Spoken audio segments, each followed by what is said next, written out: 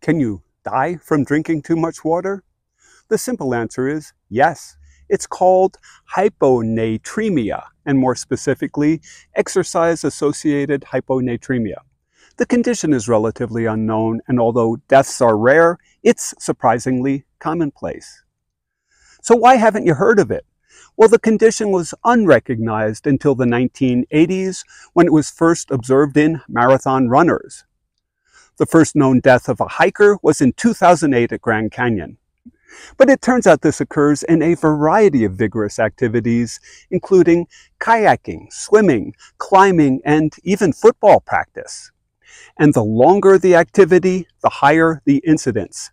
So when ultramarathoners were tested, as many as 51% were found to have the condition. Exercise-associated hyponatremia is hard to say, so in this video, I'm just going to call it overhydration.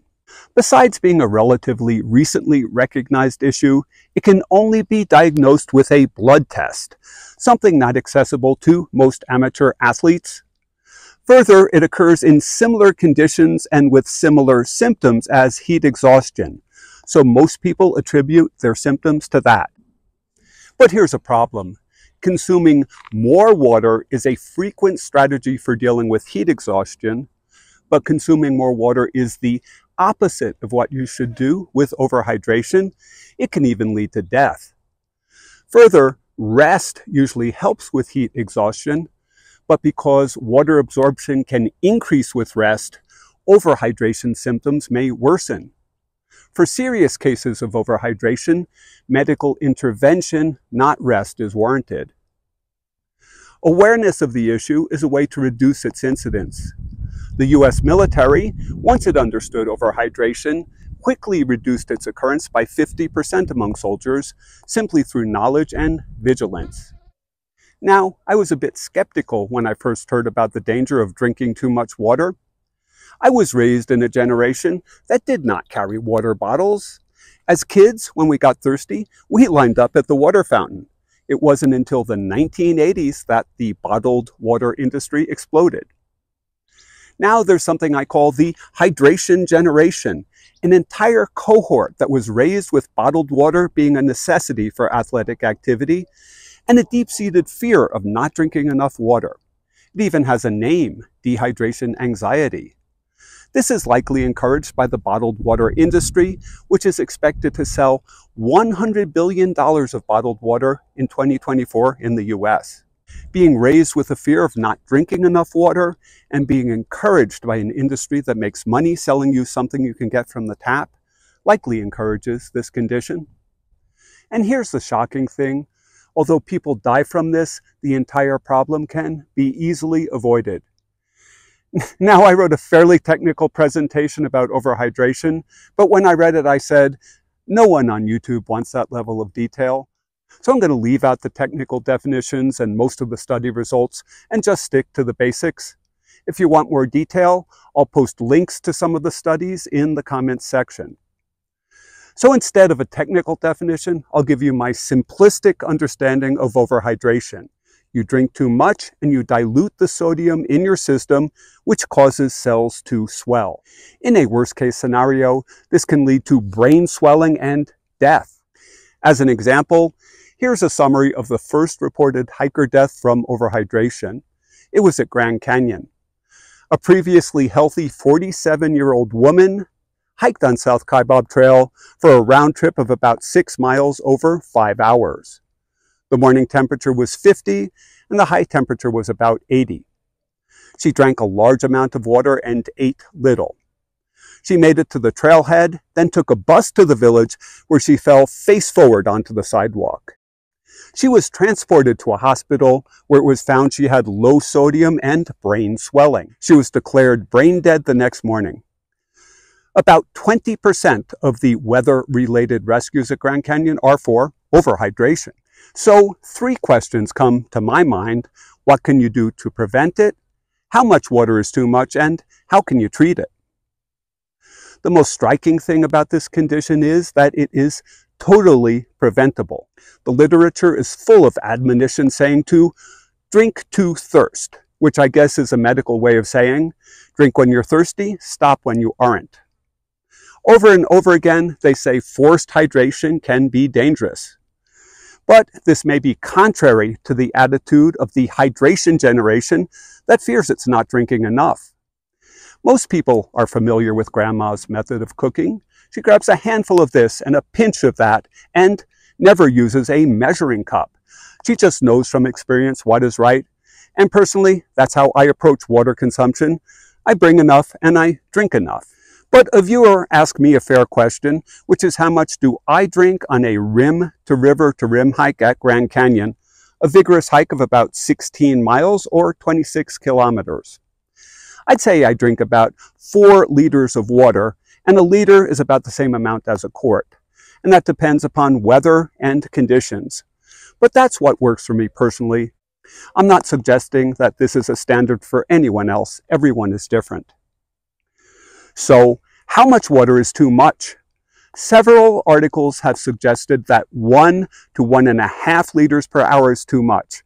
For me, I'd have to agree. My typical hike takes 9 or 10 hours, and I can't see how I could comfortably drink 10 liters of water. But other authors are not willing to offer even that guidance.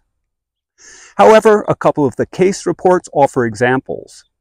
A 42-year-old female marathon runner drank 6 liters of water going 3 miles on the trail at Grand Canyon.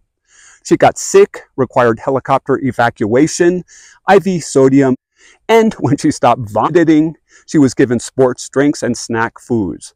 She recovered after 4 hours. And to me, 6 liters of water in 3 miles is an incredibly large quantity of water. But some quantities are not as shocking. A 2024 journal article about a hiking death at Grand Canyon was of a healthy 36-year-old woman who died on a rim to rim hike. Her family reports she drank 6 liters of water over 12 hours, and 2 miles from the rim, she died on the trail from overhydration, brain swelling. That's a tough one because that's about half a liter of water consumed per hour over 12 miles if her family's recollection is right. 36. Healthy. Dead. These examples of healthy young people dying of overhydration are sobering. So what can you do to prevent it? Of course, there's the wise advice to only drink to thirst. But some additional preventative measures are mentioned in the literature. One is consuming salty snacks.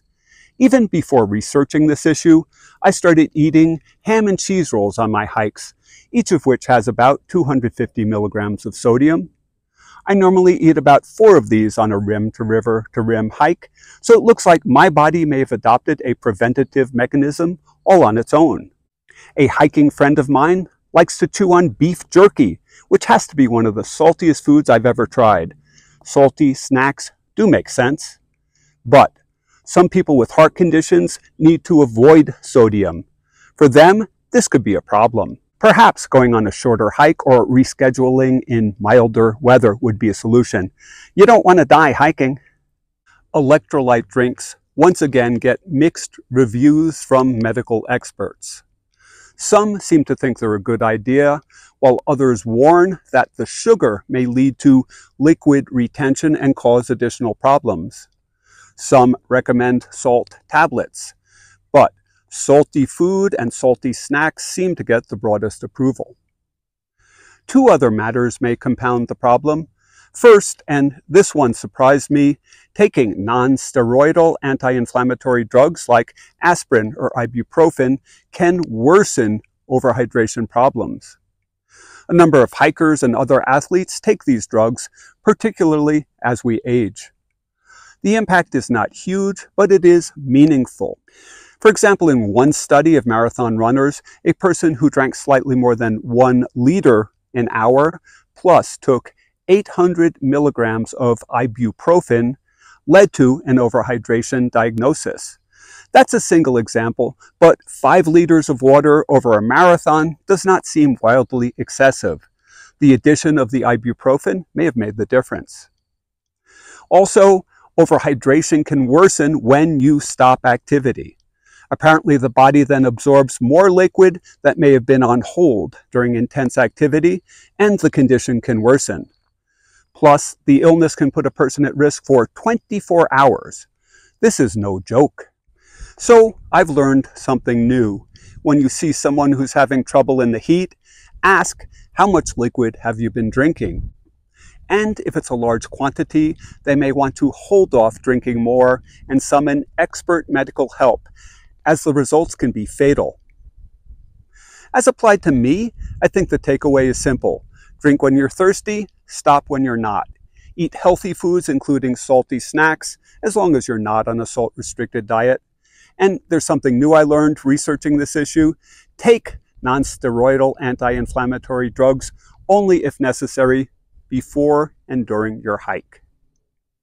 This little research project has been an educational one for me, as I've learned that, yes, you can die from drinking too much water, and I'll be more cautious both for myself, my family, and my fellow hikers.